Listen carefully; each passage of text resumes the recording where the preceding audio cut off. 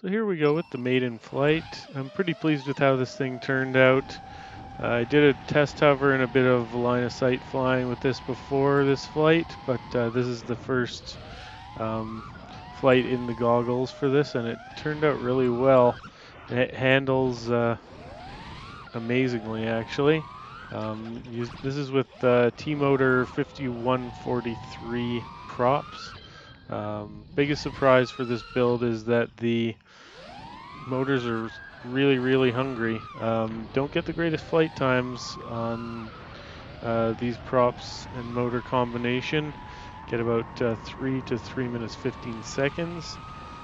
If I use a biprop, the biprops were getting me about 5 minutes with if I wasn't going too hard with them. Um, so that's okay, and it can accommodate a bigger battery. This was using 1100 milliamp hour 6S battery.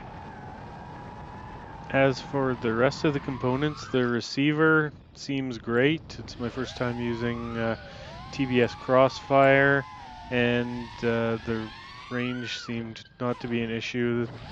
The end of the lot here is about 500 meters from the house, and got out there pretty well no problem. I know that's not the farthest, and probably make it with 2.4 gigahertz, but it made it there no problem. And the video from the VTX was really clear, really liking the TBS Unify 32. Um, Better video than any VTX I've used. So overall, I'm pretty pleased with this build. The GPS return to home works well, though I did not test it on this flight. I was just sort of getting a feel for the flight characteristics. Um, but yeah, I think this build is going to be a really enjoyable quad to fly, and I'm really looking forward to putting it through its paces.